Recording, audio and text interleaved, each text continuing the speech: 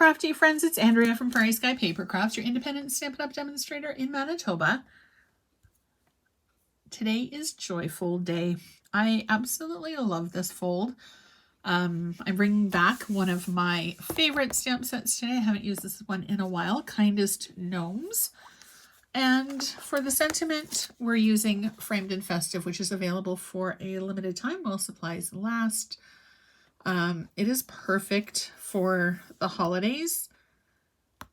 And we're going to be doing some coloring with our Stampin' Blends. So yeah, let's get started. Now be sure to pop over to my blog for full instructions. AndreaEstenson.ca is where you will find this information. Now I've got the Sweet Candy Cane Sweet.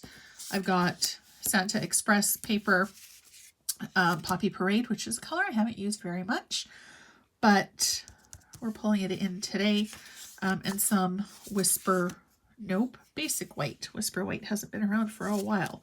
So first things first, grab our adhesive, and we're going to do just along the top edge and the side, run a little bit of adhesive. This is a bit of a different kind of a joy fold. Oh, actually, we're not going to do that just quite yet. We're going to place our white piece first. Really, it wouldn't be a Prairie Sky Paper Crafts video if something didn't go awry. And we're going to kind of just center-ish, because there's always, lots of ish in my craft room. Okay, now we're going to put our piece here. I'm not going right to the very edge, but I am going super close. Okay, there we go. So we've got a little bit of fa la la action, and then this is just going to tuck inside if you wanted it to. If you don't, that's all right too. Okay, now we're going to take this guy. It's 1/4 of an inch smaller, as is typical for layering. And then we're just going to run our adhesive, and again, center-ish. Now comes the fun stuff. Okay, I've got a piece of Basic White here. Memento ink is there. So we're going to ink up our little gnome. I like doing ink to stamp just to make sure that the coverage is nice and even. And everything is going to be exactly where I want it. I think I'm going to do this guy this way, because I haven't quite decided on the sentiment that I'm using. But I do know that it is going to be Guard Green, because that is one of the colors that coordinates with our piece there. So, all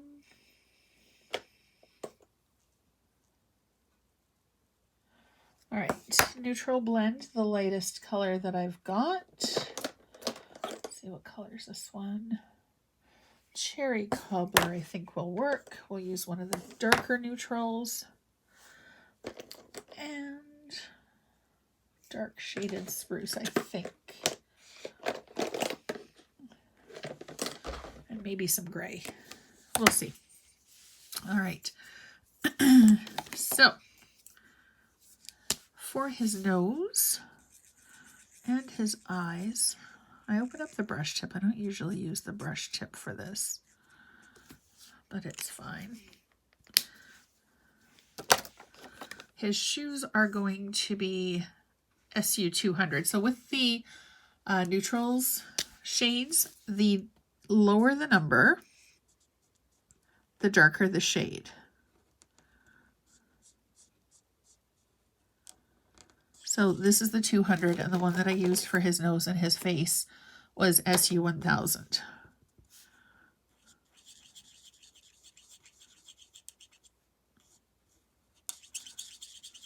Okay, there we go.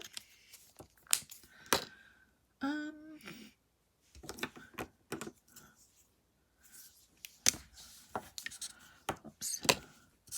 Yeah, we'll do just a few little bits through his beard. with the gray.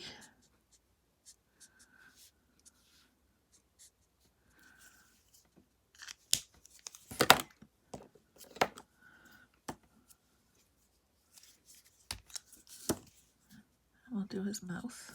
When I have a small area, I just like to dot. It's easier coverage. If it's a larger area, we can go ahead and just do the circles. Actually, I think I'm going to change my mind here. I'm going to bring in the dark smoky slate as well.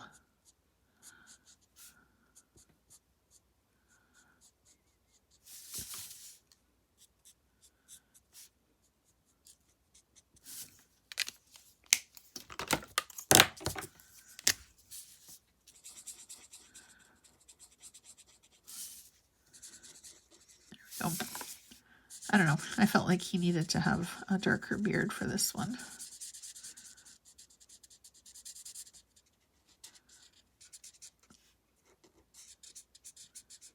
Now there are dies that coordinate with these guys.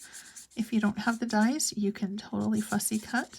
That will work just as well. All right, so there's our little gnome guy. Face is done, beard is done, shoes are done.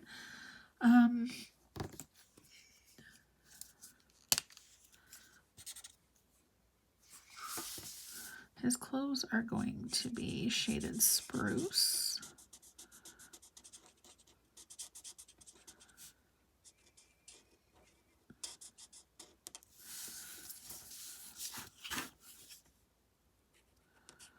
And then his mitts, we're going to do cherry cobbler.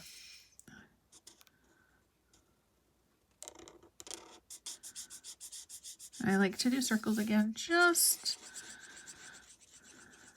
to blend away any marker marks that we might see.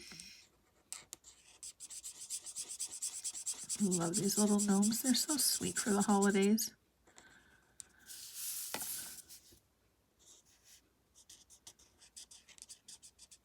Actually, they're sweet any time of the year.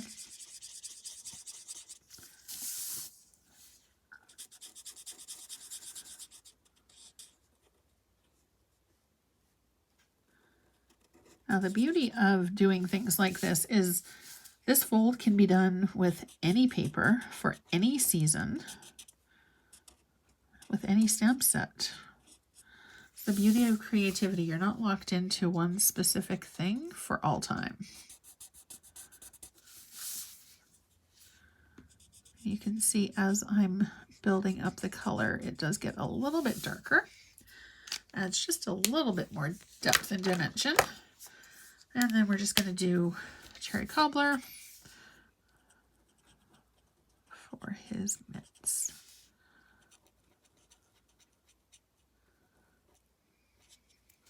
All right, cute little guy.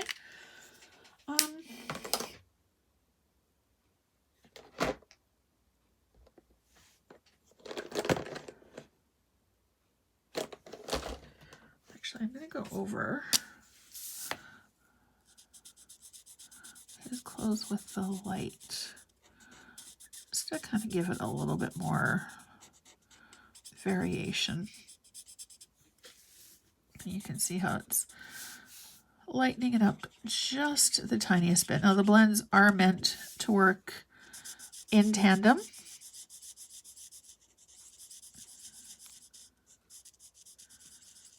And they will blend together beautifully.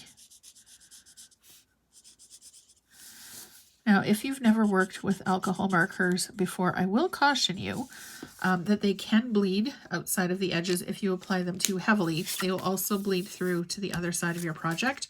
So anytime I'm coloring with blends, I always make sure that it's going to be layered on top of something else so you don't get that bit of a bleed happening and showing through. So I'm going to take this off the block, put it back over with our stamp set. Let's see, 'tis the season. No, I don't think it's 'tis the season to be jolly. But, well, I mean, it is, but not for this card. Have yourself a merry little Christmas seems appropriate from a gnome. I'm going to grab our garden green stamp or ink pad here.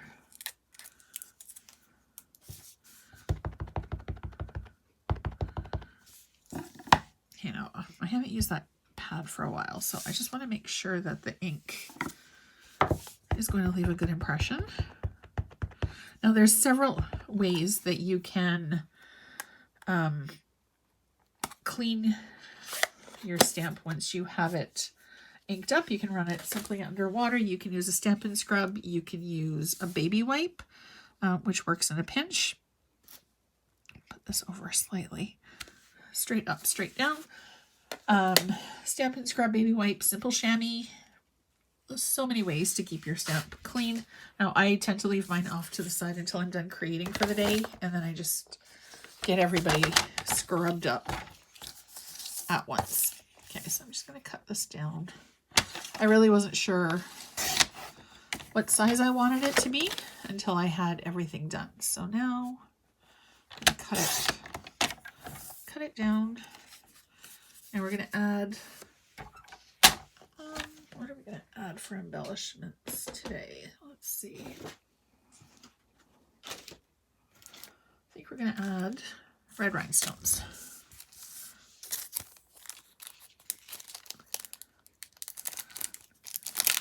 Take these guys out of the package. Grab our take your pick tool and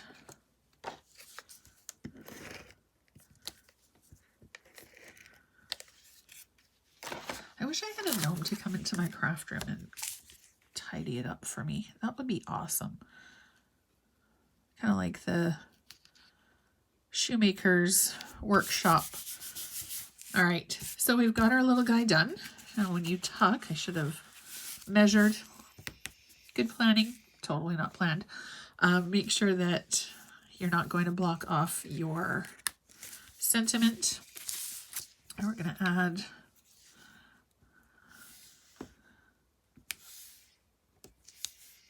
three. And then I think we need to bling up our base just a little bit. What are we going to do? Maybe a few down this side. I like odd numbers usually. 4. I'm not really measuring either. I'm just kind of going with it. All right, 2, 4, 6, 7, 8, 9. We have an odd number. I'm going to put this back because my cats have been spending, I've got the space heater on in my craft room now, and my cats have been spending quite a bit of time in here, and they really do appreciate the extra warmth as well as the space on my desk where they can sit, and I like to send things flying. So there you have it, a little bit of a different joy fold. Now, if you wanted to create this card so that several people can sign it, if you're doing a card for coworkers or whatever, you can always leave your base at like a regular card base. So instead of just having a quarter of a sheet of cardstock, do half, and then you can have it flip open and then have this little tab flip open as well. So as I mentioned earlier, hop over to my website, andreaestenson.ca, for all of the measurements. Thank you so much for watching. As always, I truly appreciate it. I hope you have a fantastic rest of your day, and I'll see you again really soon.